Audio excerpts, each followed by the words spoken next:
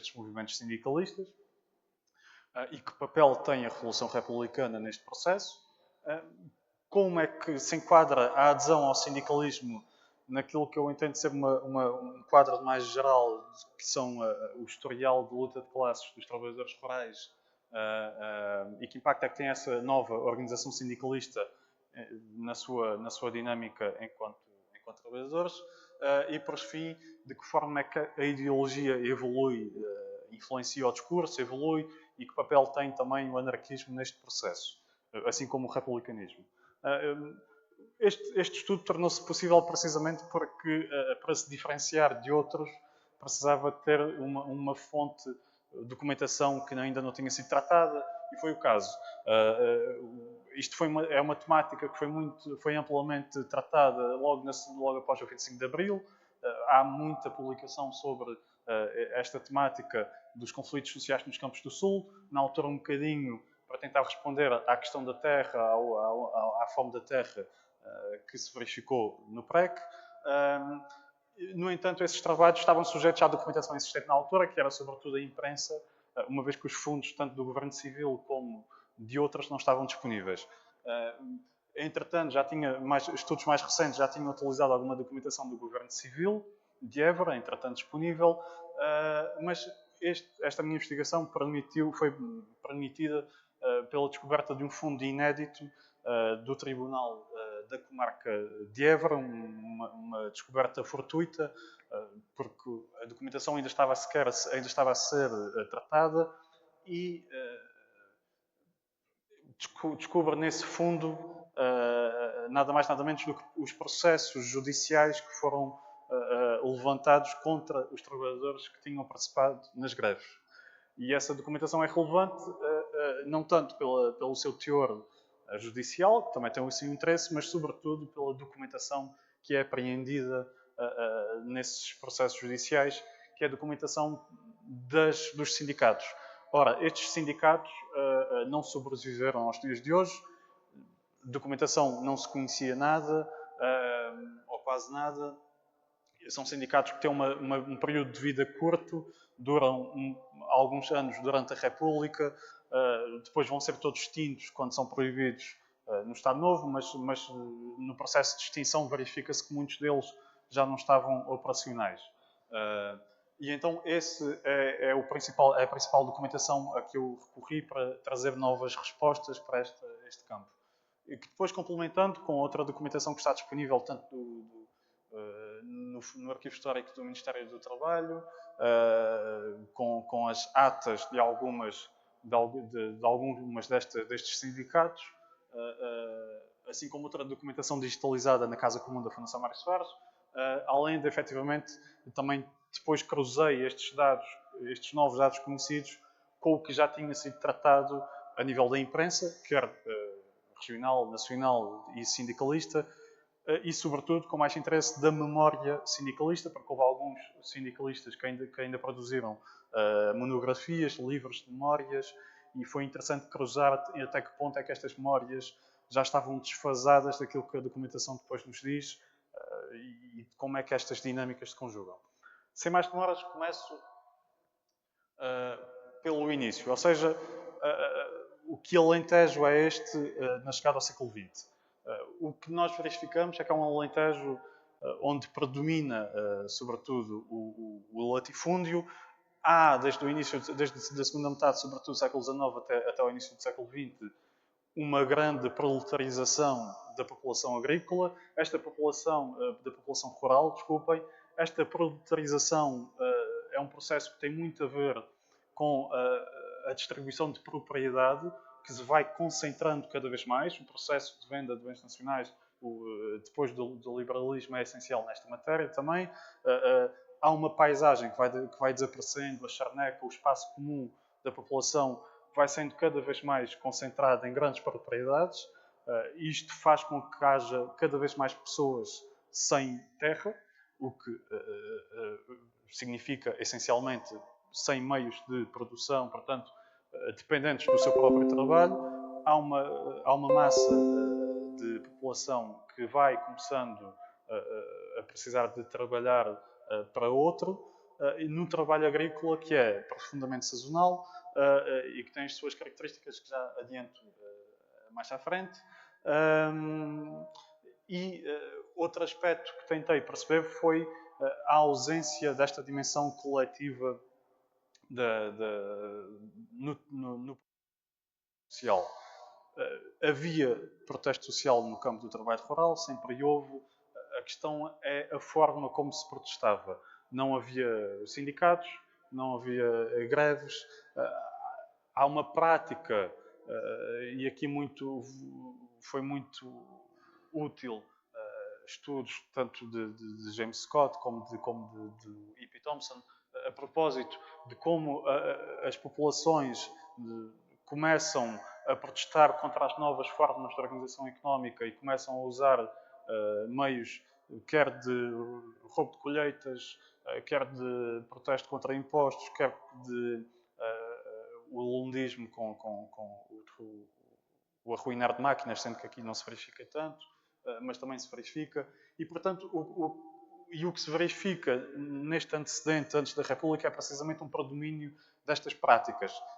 Roubo de colheitas, caça furtiva, uma data de práticas em que a população se manifesta contra a ordem económica e social vigente, que os priva de ter terra, portanto, ter colheita própria, produto próprio, e os motiva a uma espécie de trade unionism without trade unions, portanto, sindicalismo sem sindicatos, ou seja, há um clima social propício ao descontentamento social de uma franja homogénea de população, que são os trabalhadores rurais.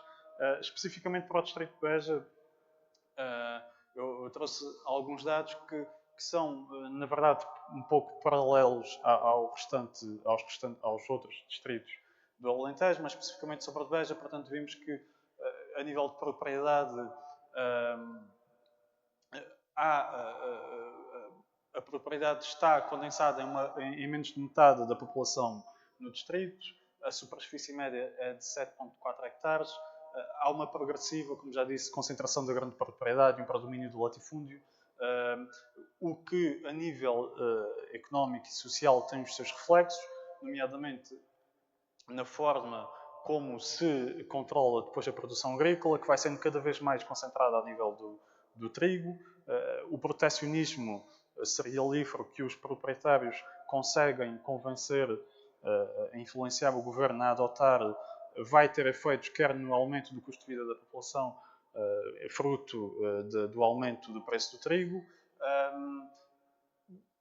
e dá-se aqui um clima bastante propício a um descontentamento social, visto que as condições económicas assim o propiciam. A nível de conflitualidade, tentámos perceber antecedentes e, efetivamente, não conhecendo os processos em questão, mas há 38% da população que é criminalizada, ou seja, que é condenada, são trabalhadores agrícolas, ou seja, os crimes podem variar, mas essencialmente 38% são de pessoas que trabalham identificados como trabalhadores agrícolas. Esta identificação nos processos judiciais também é muito genérica por vezes. Depois há estudos que identificam um protesto por menores jornas em Beja. O estudo do José Tino Garrinha que o identifica, assim como os estudos do Paulo Guimarães, que abordam sobretudo os conflitos já no espaço industrial com os mineiros de Aljustrel e de São Domingos. Portanto, chegados à República, este é o nosso ambiente. E de que forma é que isto faz com que, depois da República, haja uma explosão de sindicatos de trabalhadores rurais? Ora, há aqui uma potencialidade a nível de influência do republicanismo no Alentejo. O Partido Republicano está em processo de crescimento no Alentejo, começa a implantar comissões conselhias no Alentejo e nos seus eventos políticos, comícios, recorre muito a figuras locais, assim como a figuras associadas mais à esquerda ao socialismo, que tentam adotar uma retórica de povo e de proximidade do povo e de organização coletiva. O que nós verificamos é que a Constituição, a organização dos trabalhadores em associações de classe, os sindicatos, é muito influenciada pela propaganda republicana, que vamos encontrar muito na documentação apreendida destas associações de classe, dos sindicatos, e, portanto, há muita documentação republicana, o que nos diz que havia uma miscigenação e uma convivência de trabalhadores rurais em comícios republicanos e em centros republicanos, no caso de Évora.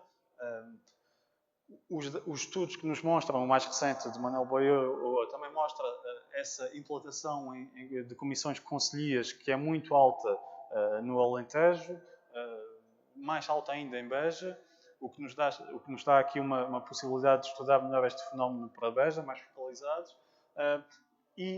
Efetivamente, os trabalhadores rurais, quando se tentam, o que nos diz a documentação é quando se tentam organizar, quando tentam reivindicar algo em concreto, são incentivados a formalizar-se em associações. Efetivamente, isto acontece durante o inverno de 1910, sobretudo 1911. Portanto, um período de maior desemprego, de maior dificuldade no Alentejo, será o período onde os trabalhadores se vão organizar coletivamente, precisamente a pensar no período seguinte, o período do verão, o período da ceifa do trigo, de maior trabalho e, portanto, de maior eficácia de reivindicação de condições de trabalho. Isso verifica-se. Há uma constituição das associações de classe, elas tentam logo a sua legalização. As atas destes sindicatos mostram isso, mas depois os processos também mostram que essas legalizações vão ser muito demoradas. Algumas delas até vão ser rejeitadas, como é o caso em Reguengos, que os poderes locais rejeitam, tentam impugnar tudo o que seja legalização de associações de classe. E, efetivamente, chegados ao verão, elas estão, ainda que não estejam todas legalizadas, mas de facto estão formadas e fazem a reivindicação por jornas justas, no seu entender, e é o que vamos ver de seguida. Outra situação que identificámos foi a ausência nos seus processos de fundação, contradizendo alguma memória anarcossindicalista que tinha sido publicada e alguma literatura que não tinha visto esta questão ao pormenor. Não há elementos anarquistas na gênese destes sindicatos. Há convivência, nas memórias existe a indicação de que havia convivência social. Efetivamente, na documentação dos sindicatos não existe registro de influência anarquista nesta organização. Eu trouxe também aqui para melhor percebermos esta situação, eu trouxe aqui um gráfico e algumas imagens. Só referir ainda que no caso do Baixo Alentejo, este distanciamento entre sindicalistas e anarquistas já é verificado, inclusive à época, na viagem que um anarquista chamado Jorge Coutinho faz pelo Baixo Alentejo e que verifica precisamente condições propícias para a organização coletiva. Contudo, identifica que os trabalhadores rurais necessitam de ensinamentos a nível de organização operária e, por isso, da vinda de pessoas de Lisboa para os ensinar. É assim que é relatada e, portanto, verifica-se aqui um distanciamento de organização anarquista que ainda não estava consolidada no Alentejo. Esta é a evolução do número de sindicatos de trabalhadores rurais, é uma evolução que foi feita pelo aquilo que ainda é o estudo de referência na área do anarquismo e do operariado em Portugal, de João Freire. E podemos perceber isso mesmo, que em 1910 são muito poucos os sindicatos. Em 1915 já estão mais de 160 sindicatos registados. Os trabalhadores rurais passam a ser a classe mais sindicalizada do país e que depois vai ter uma descida abrupta quando se contabilizam novamente em 1920 e em 25. Em 25 cresce um pouco por causa depois da CGT, mas é um período em que nós não tratamos. efetivamente há aqui um crescimento enorme do número de sindicatos. Há algumas discordâncias nesta matéria, uma vez que os sindicatos podem ter carácter muito efêmeros, como defende Pacheco Pereira também. Nós verificamos também um pouco isso. Os sindicatos são muito próximos entre cada um deles, ou seja, muitas vezes são do domínio de freguesias, muitas vezes os trabalhadores associados aos sindicatos convivem entre vários sindicatos mediante aquilo que é a mobilidade natural do trabalho agrícola e a sazonalidade também. E a ladear o gráfico, duas imagens da documentação de arquivo que atesta precisamente esta convivência com a propaganda republicana e o meio republicano, no caso da documentação do Centro Republicano Democrático e Liberdade, situado em Évora, que aparentemente tinha convivência com os trabalhadores rurais que assistiam aos eventos e participavam nos eventos, inclusive filiavam-se. Há também registros de filiação de trabalhadores rurais no Centro Republicano. Ora, estas associações de classe vão reivindicar as condições que querem ver respeitadas para o período das ceifas e com previsão para o longo prazo. Esta é a tabela que sai dessa negociação. É uma negociação em que os proprietários são apanhados de surpresa, na verdade, porque não esperavam uma organização coletiva tão forte.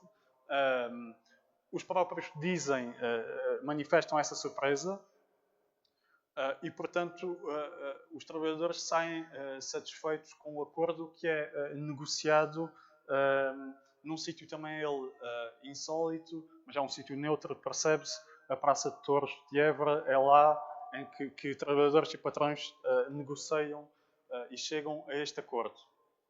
Este acordo de Évora, que é um dos primeiros acordos, ou pelo menos o que vai fazer o que vai ter mais influência, é celebrado em junho de 1911 e, como vimos, prevê o ano inteiro, quer os meses de maior emprego, quer os meses de menor emprego, sendo que com outras indicações interessantes a nível do trabalho infantil e do trabalho de idosos. Salientar uma questão que é precisamente o do vencimento feminino. Como vimos, é inferior ao masculino, e uma nota que é característica da época também, em nenhuma ata de sindicatos de trabalhadores rurais há registro de uma única mulher pertencente ou participante. Portanto, há aqui uma diferenciação clara de género que à época acontecia em todo o lado, inclusive nas classes operárias, e o trabalho rural não é exceção. Esta tabela que é negociada vai ter um efeito bola de neve na região, sobretudo por influência da imprensa e também de deslocações que a Associação de Classe de Trabalhadores Rurais de Évora começa a ter para outros concelhos do distrito. Há, inclusive, uma concertação interessante com os corticeiros, que também já foi estudada. Portanto, os corticeiros aproximam-se muito dos trabalhadores rurais e consertam muito estas condições também. No entanto, como verificamos, não há reflexo destas greves nos processos judiciais, ou seja, e é algo que é manifestado, os patrões são apanhados de surpresa com estas greves, com a greve que é organizada, pedem intervenção das autoridades e a imprensa censura essa intervenção das autoridades porque vê os ânimos muito pacíficos. Efetivamente, não há registro de detenções, de protestos, de conflitos durante estas greves e a greve acontece pacificamente. No caso de Beja, a Associação de Classe não adere à greve, o que provoca algum descontentamento entre trabalhadores, mas a direção da associação decidiu não aderir à greve por achar que os trabalhadores não estavam suficientemente organizados. Então há registro de uma organização paralela de alguns trabalhadores que depois não vai fracassar porque vai ser reprimida pela GNR, conforme foi estudada por Ana Catarina Pinto e Constantino Pissafa, aqui para o caso de Beja. Portanto, havendo um acordo salarial estabelecido para o ano inteiro, o previsível é que isso iria ser respeitado. No entanto, os registros que temos permitem-nos dizer que este acordo foi rejeitado logo no mês seguinte, pelo menos, para não dizer no dia seguinte, porque não temos esses dados, mas foi logo rejeitado no mês seguinte pelos patrões, porque existem processos que atestam essa rejeição de alguns patrões em cumprir com o acordo, que depois dá em processos judiciais colocados pelos próprios trabalhadores, e, portanto, há um acordo salarial que vai começando a ser incumprido progressivamente logo a seguir,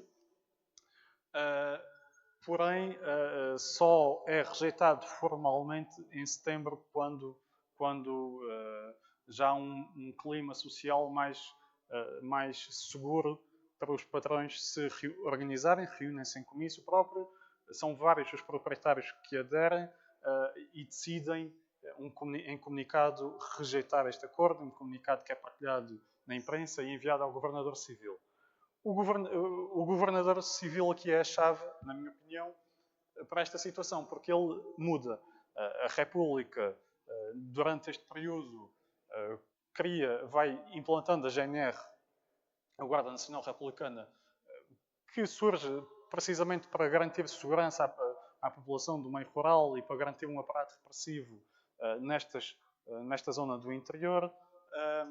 E é precisamente o major dessa recém-criada GNR que vai ser nomeado um novo governador civil, é o segundo governador de Évora, em agosto de 1911. Há a rejeição dos patrões formalizada agora do acordo. Os trabalhadores respondem logo no dia seguinte, fazem uma assembleia, reagem comunicando, divulgando uma moção que é publicada na imprensa, que é endereçada ao governador civil e que acaba a ser ignorada, o que os leva a fazer uma nova moção meses depois. Durante este processo, nós percebemos que há comunicação da parte do governador civil com as entidades locais, tanto a nível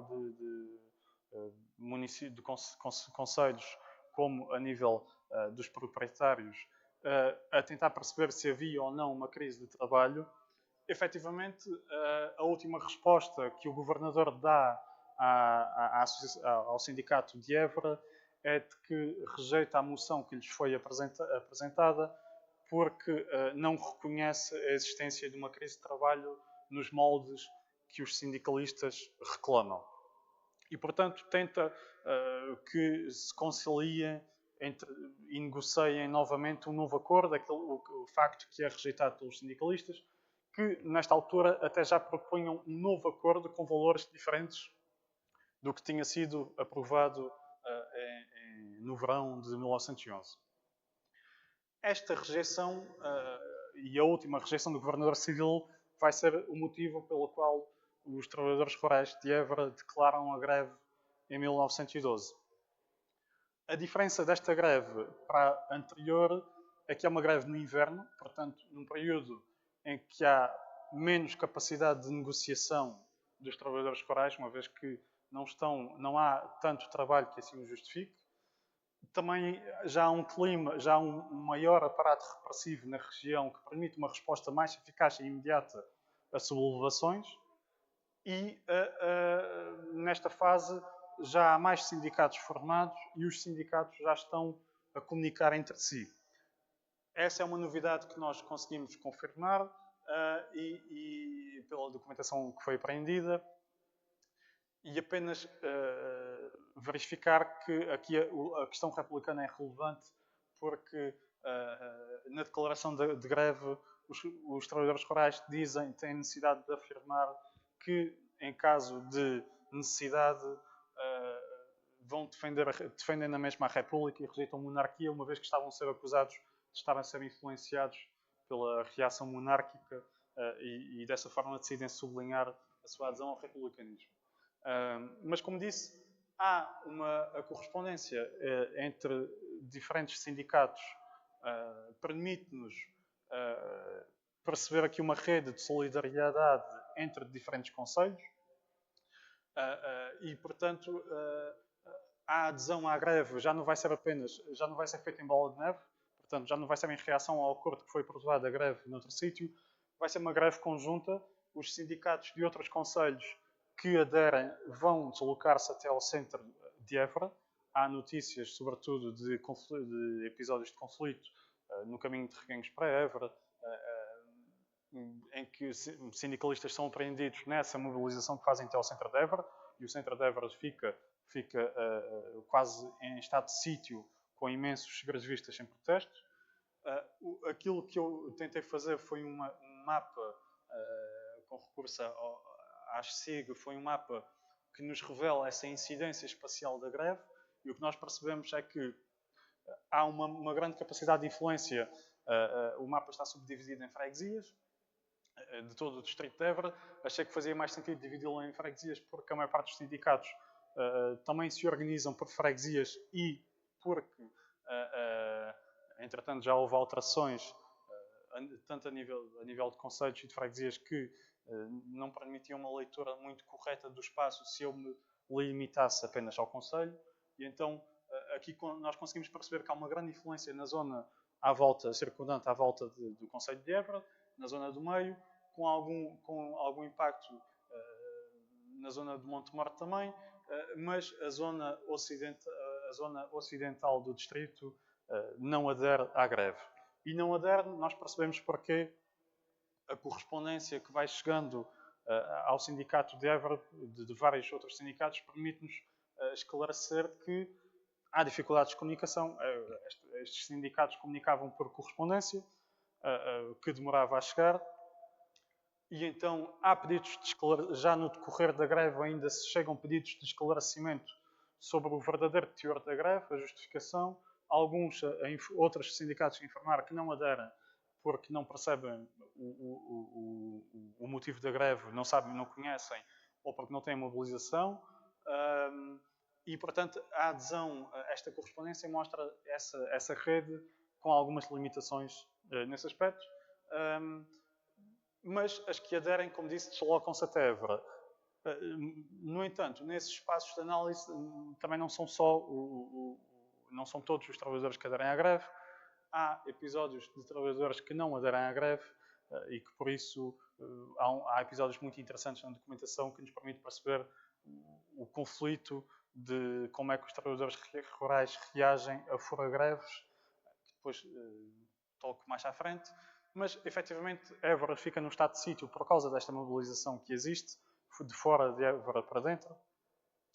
Neste caso, para Beja, não consegui, na documentação que consultei, não encontrei nenhuma influência nesta época do mesmo teor.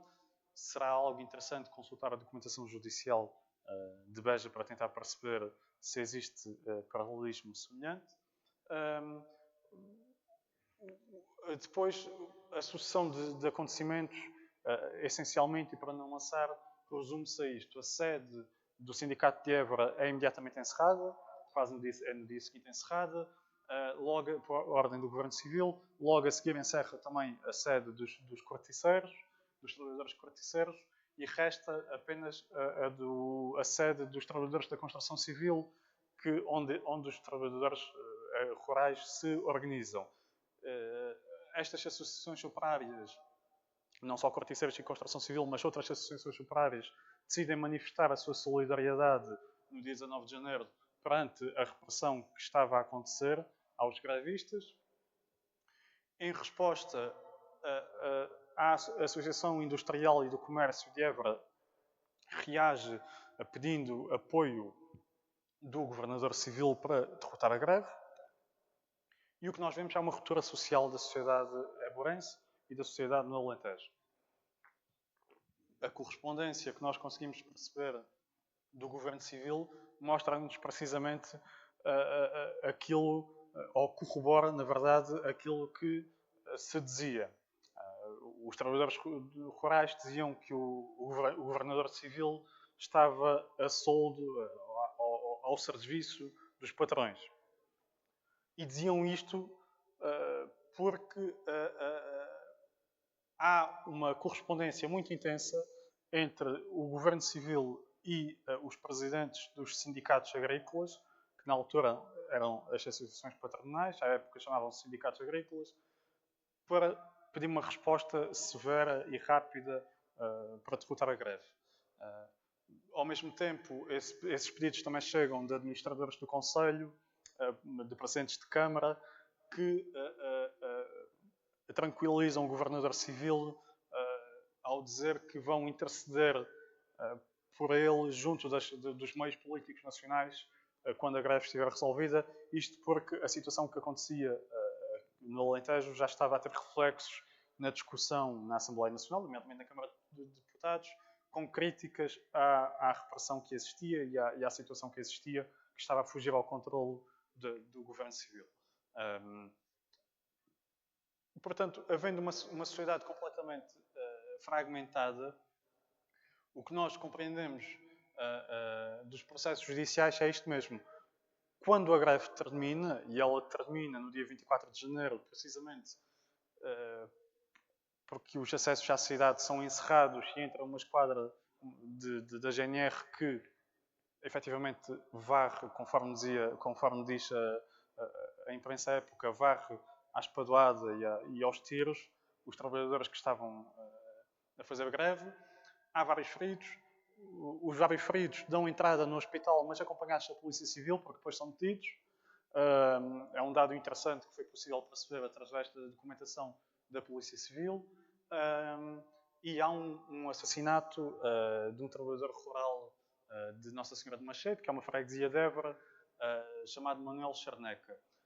A guerra termina a greve termina neste dia com a desmobilização dos trabalhadores rurais, que não se voltam a mobilizar depois deste episódio de repressão.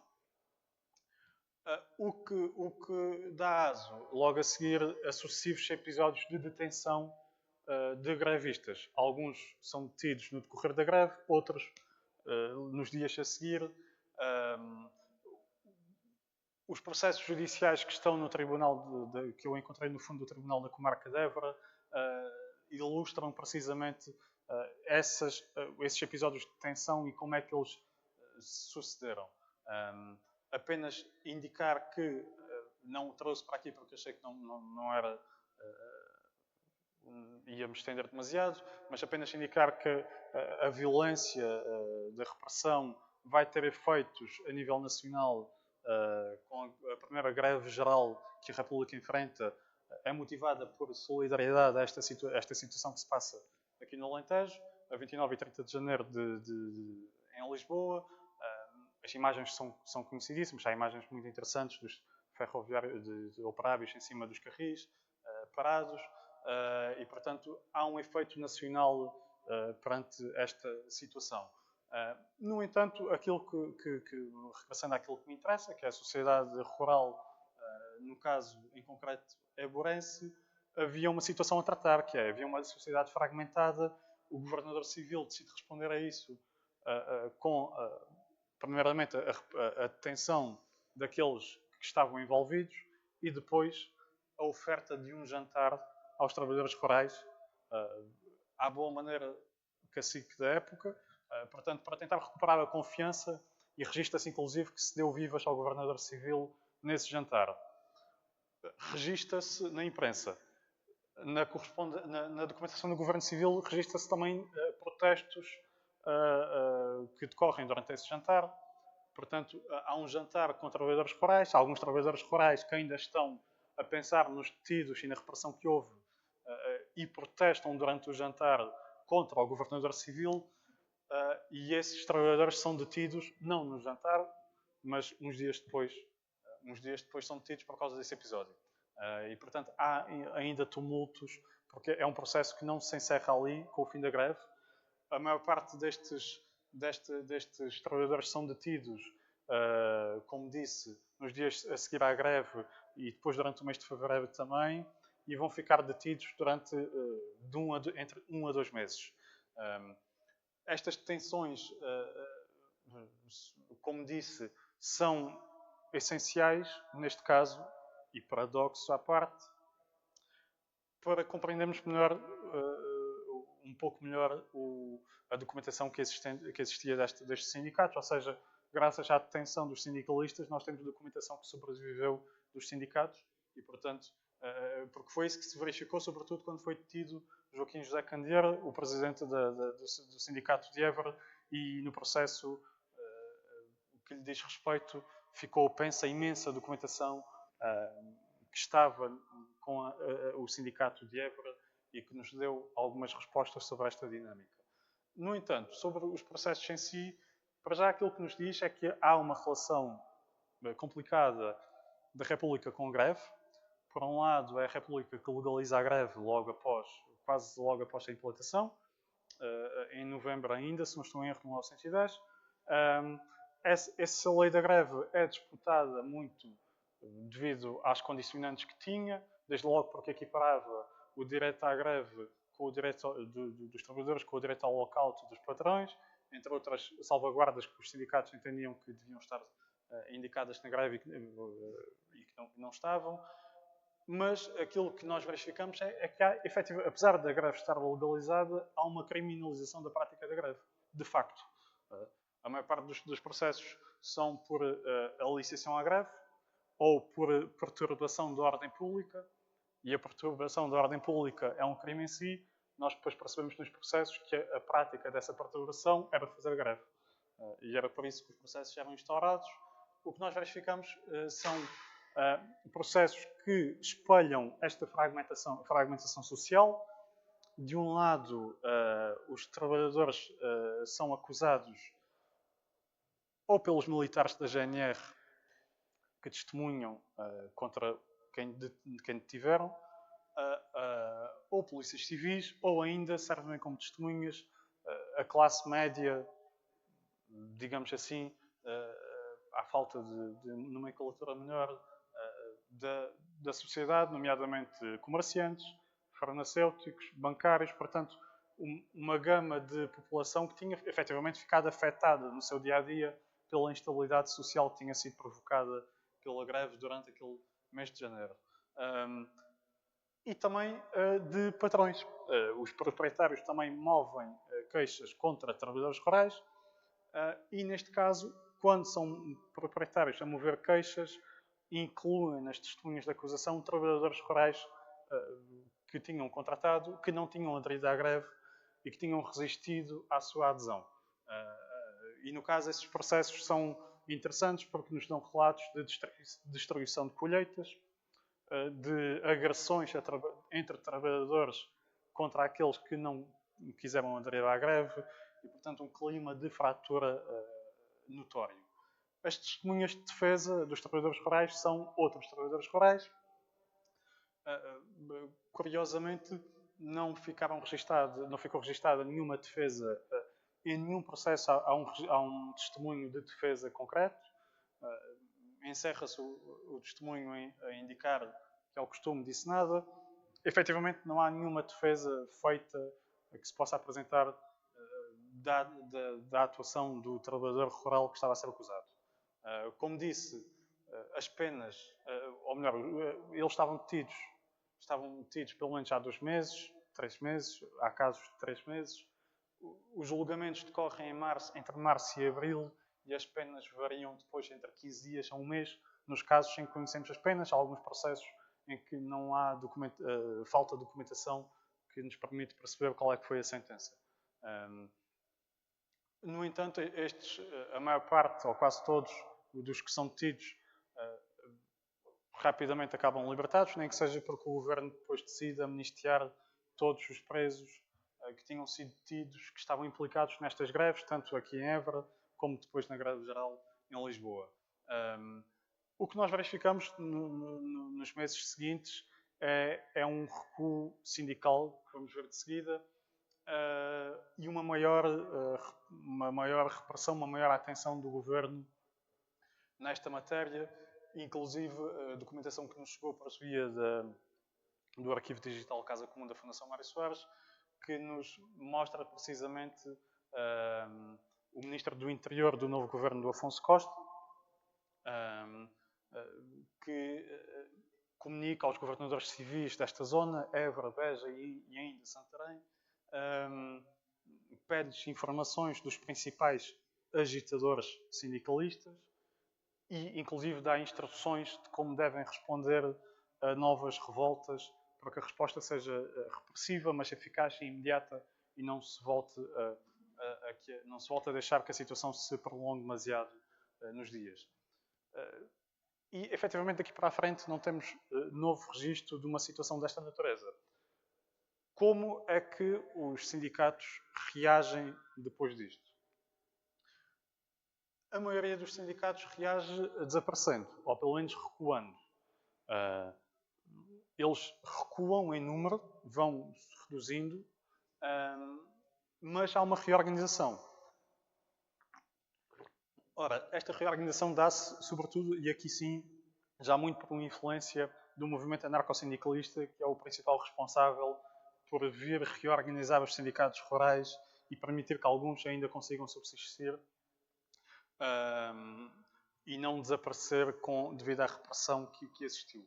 Esta reorganização dá-se a quando do Congresso Nacional de Trabalhadores Rurais, que é organizado logo em agosto.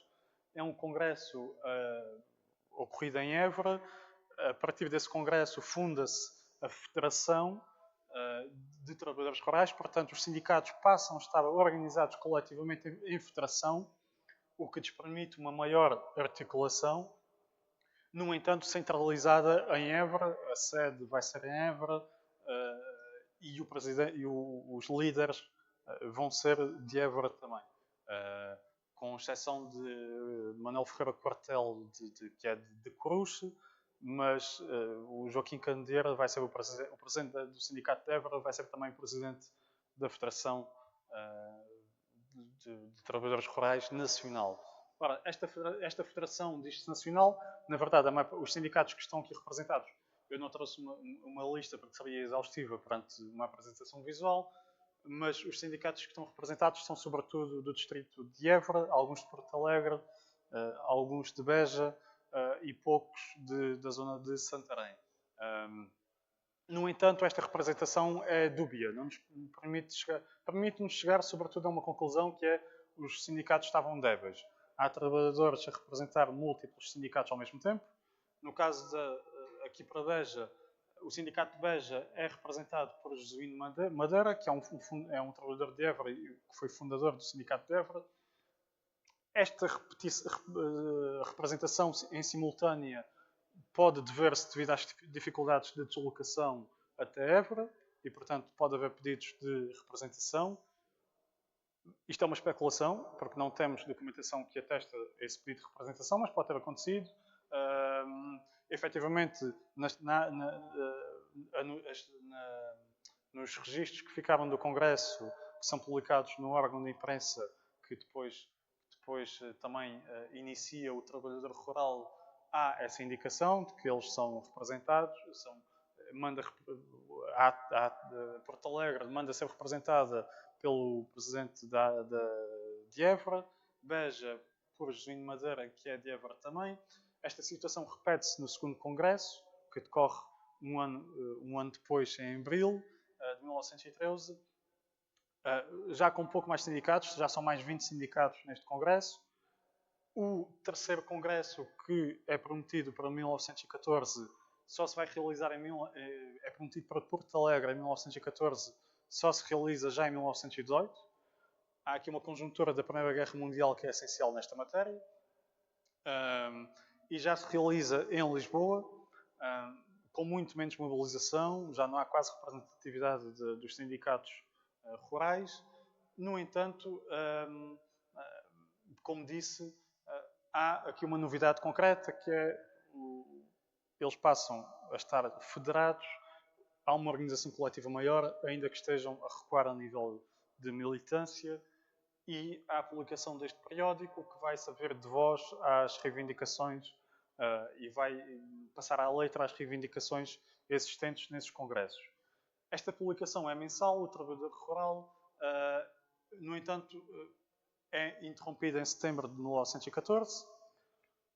Só volta a ser publicado um único número em 1918, mas para dar conta no fundo, quase como uma ata do congresso que ocorreu em 1918. E, portanto, o que nós notamos é que esta reorganização vai ter dificuldades. E vai ter dificuldades por diversos motivos. A tour de propaganda que logo a seguir a Federação organiza, com anarcossindicalistas saírem um pouco por toda a região para se ver o Estado fazer inquéritos aos sindicatos,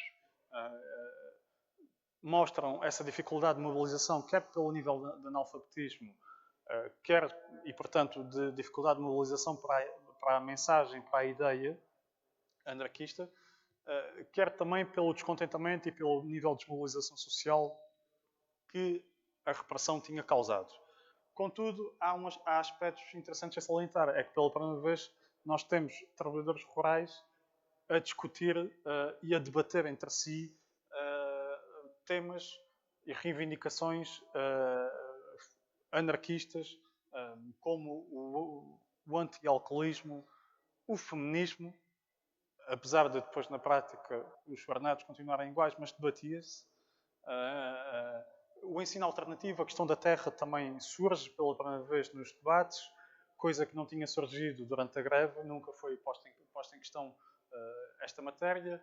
A ação direta, a solidariedade internacional manifestando a intenção de comunicar com outras federações rurais de Espanha e Itália. E começa também uma circulação de publicações anarquistas dedicadas ao meio rural, como é o caso de Malatesta ou o português, depois radicado no Brasil, Neno Vasco. Estas reivindicações, podemos dizer que não passam, em parte ficam na oralidade dos congressos e na imprensa. O único reflexo que podemos apontar aqui é a questão da terra, que vai ser uma questão complexa, sobretudo quando em 1918, depois da greve geral, em que no Alentejo vai ter algum impacto devido às condições sociais existentes. Em Beja se dá o caso da ocupação em Val de Santiago por Gonçalves Correia, bastante conhecido, que organiza uma comuna, essa comuna que depois também é muito reprimida. E há aqui uma matéria complexa. Há a literatura que defende que esta ocupação foi com esse intuito de resulta precisamente, é uma ocupação organizada pelo movimento sindicalista. Há outra que diz que é muito fruto da orgânica do pensamento de Gonçalves Correia e da sua individualidade. De qualquer forma, essa comuna é reprimida. A questão da terra é debatida durante a República. Há projetos de reforma agrária, mas esses projetos nunca chegam a ter uma resolução concreta e a República acaba sempre por não dar uma resposta para este problema.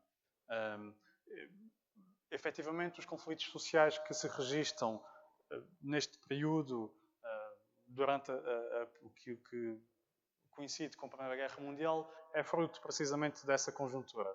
E os conflitos seguintes, os protestos seguintes desta população, nasce sobretudo por fome, carestia de vida, a revolta da batata, que teve ampla adesão em Lisboa, também tem o seu reflexo aqui no Alentejo, e portanto há protestos dos trabalhadores rurais, mas não é um protesto de teor laboral, é um protesto de teor económico, portanto por melhores condições de vida, não por melhores condições de trabalho ou de propriedade,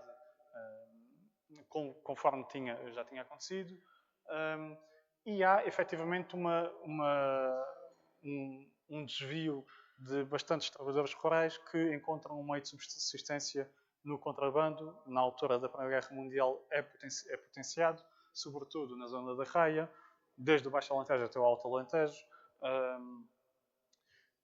E, portanto, há uma continuidade destas práticas de subsistência. Portanto, são práticas que nunca foram deixadas de parte, ou seja, os trabalhadores rurais sempre continuaram a ter necessidade de recorrer a uma prática de contestação não organizada, fruto da necessidade económica e material, inclusive até de vida, como é ter fome, e, portanto, sempre o tiveram de fazer. No entanto, já não se verifica a organização coletiva que existiu. E não se verifica precisamente porque a maior parte dos sindicatos já estava na prática extinto, e a repressão que tinha ocorrido no início deste sindicalismo deixou algumas marcas. Há, no entanto, continuidades que merecem algum interesse, como é o caso aqui desta fotografia. Esta fotografia são de dois trabalhadores rurais. O que eu já falei, o Joaquim Candeeira, que foi fundador do Sindicato de Évora e é uma das principais figuras do movimento sindicalista rural, que continua, e no congresso da CGT, no primeiro congresso da CGT, em 1925, ainda está a representar o Sindicato de Évora e a Federação. Portanto, é o mesmo, ele lidera a estrutura quase desde o início e até ao seu fim, acompanhado de Vital José, que também liderou a Federação no seu início, mas por poucos dias. Depois Candeeira substitui e mantém-se os dois na liderança da Federação.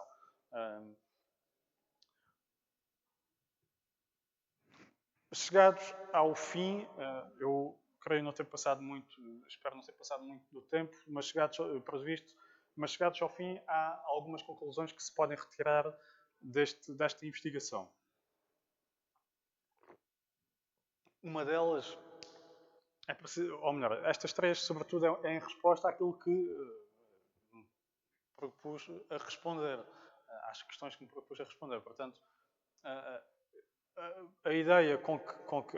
conclusão que retiro desta investigação e dos novos dados que nos são dados, passando a redundância, pela documentação, é de que, efetivamente, há uma possibilidade muito concreta de estudo alargado do fenómeno do republicanismo no Alentejo.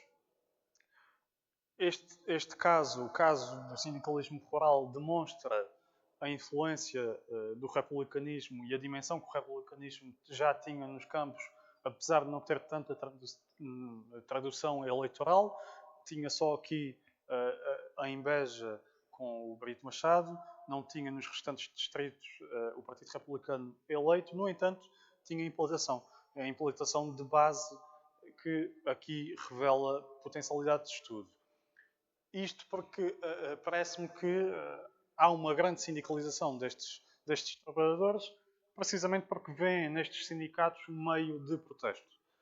Portanto, é uma adesão pelo meio, não tanto pelo fim do sindicalismo em concreto, enquanto ideia de organização, mas sim pelo meio eficaz. E é um meio eficaz porque é assim que é também transmitido e passado pela República, que efetivamente introduz uma ideia de expectativa e de esperança ao operariado de organização coletiva para a resolução dos seus anseios e dos seus problemas. Portanto, os trabalhadores aderem energicamente à organização sindical, convictamente. No entanto, não têm, como é evidente, a eficácia necessária para resistir à repressão das autoridades. Como nós vimos, o regime republicano, apesar da ideia que transmite, também tem várias resistências, quer a nível da implementação de um direito de facto da greve, quer depois ao nível da repressão destes protestos e da relação com o operariado, que vai ser sempre difícil. O caso da greve rural de Évora e que tem repercussão no restante Alentejo, é um dos casos que faz com que muita gente afirme, e que eu sublinho também, que é de que este é um momento crucial da demissão do operariado com a República, no sentido em que o operariado deixa de acreditar na República não enquanto regime, mas nas promessas que lhe tinham sido colocadas. Ora, nesse sentido, a sociedade rural, no caso, permanece igual, ou seja, permanece desigual, quer na monarquia como na República. Na República, a única situação que existia foi uma conjuntura económica e política que permitiu a mobilização, uma vez que as condições de vida já se vinham a agravar de algum tempo a esta parte. No que ao percurso ideológico diz respeito, aquilo que nos parece adiantar é que estes fenómenos devem ser lidos não tanto se foram anarquistas ou sindicalistas ou republicanos, mas antes num processo que não se condiciona propriamente a uma ideologia em concreta, mas que vai navegando nas influências que em determinados momentos estes movimentos ideológicos podem influenciar. Ou seja, se por um lado há um republicanismo que incentiva a organização coletiva e que lhes permite organizar e dar promessas de melhores condições de vida, os trabalhadores rurais aderem e convivem com esta propaganda republicana e com este meio. Por outro, se há, na ressaca dos acontecimentos e do conflito com a República, se o anarquismo tenta reorganizar os sindicatos, os sindicatos aderem a essa reorganização. No entanto, os trabalhadores não conseguem aderir da mesma forma, porque a carga ideológica e a eficácia já não será a mesma que a República teve no início, além de haver esta experiência que tinha de repressão que os tinha, de alguma forma, tornado descrentes do sindicalismo enquanto forma de protesto. E é precisamente isto que eu aponto. O sindicalismo, quer o sindicalismo, quer o anarquismo, no caso do trabalho rural no Alentejo, são formas de... são meios, não são fins, são meios que revelam para os trabalhadores aquilo que pode ter uma eficácia imediata de organização e depois são rapidamente têm recuos imediatos quando a repressão revela a efemeridade ou a ineficácia destes processos. Portanto, esta é a perspectiva que eu, muito genérica, que eu retiro desta investigação. São perspectivas que estão melhor fundamentadas e explicadas, e eu não vou no seu suporte textual, que eu agora não vou amassar mais, porque não quero dar essa chatice à audiência e permitir também eventuais questões que tenham sobre este tema ou outro associado. Agradeço-vos desde já a atenção. Se tiverem alguma questão, dúvida sobre esta matéria, estejam a dispor.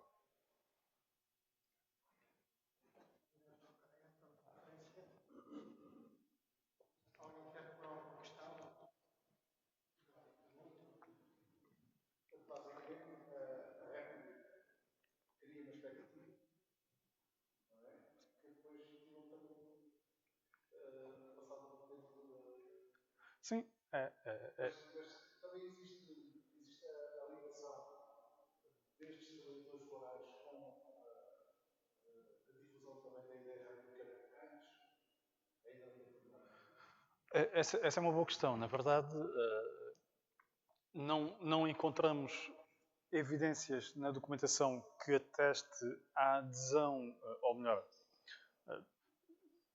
é uma questão difícil de responder pelo aquilo que a documentação nos dá.